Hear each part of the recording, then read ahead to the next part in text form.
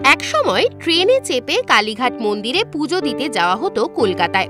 শহরে আসবার পরে শুধু কোম্পানি বাহাদুরি নয়, ব্যক্তিগত কারণে এ শহরকে ঢেলে সাজাতে চেয়েছিলেন অন্যান্য ব্রিটিশ সাহেবরাও। লন্ডনের McLeod Russel and company limited তার মধ্যে অন্যতম।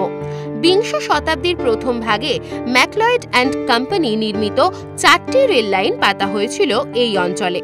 তার মধ্যে দক্ষিণ কলকাতার কালীঘাট থেকে মাঝেরহাট পর্যন্ত একটি রেল লাইন পাতা হয়, যার নাম কালীঘাট ফলতা রেলওয়ে।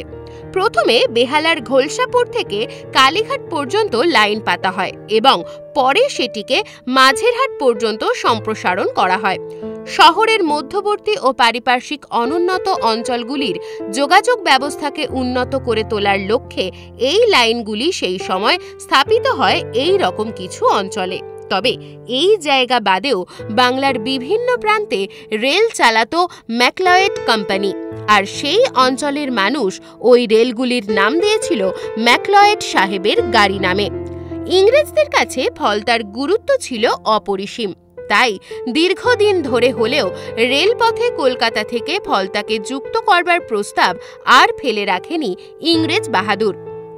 1917 সালের 28 মে তৈরি হয় প্রায় 27 মাইলের সেই রেলপথ। মিশরে ইজিপশিয়ান ডেল্টা রেলওয়ের অর্ডারে ইংল্যান্ডে বহু রেল কামরা তৈরি হলেও প্রথম বিশ্বযুদ্ধের বাজারে সবকটি কামরা মিশরে পাঠানো যায়নি। আর তখনই ম্যাকলয়েড কোম্পানি সেই কামরাগুলো কিনে তা পাঠিয়ে দেয় কলকাতায়। সেই সব কামরা ইঞ্জিনের সাথে জুড়েই তৈরি হয় ম্যাকলয়েড রেল। বর্তমান নিউ আলিপুরের কাছ থেকে শুরু হয়েছিল সেদিনের এই রেলযাত্রা। মাঝে 18টি স্টেশনের মধ্যে উল্লেখযোগ্য কয়েকটি ছিল কালীঘাট, বেহালা, ঘোলসাপুর, শখের বাজার, ঠাকুরপুকুর, পৈলান, ভাষা, আমতলাহাট, শিরাকোল, দিঘিরপাড়, হরিণডাঙ্গা, ফলতা ইত্যাদি।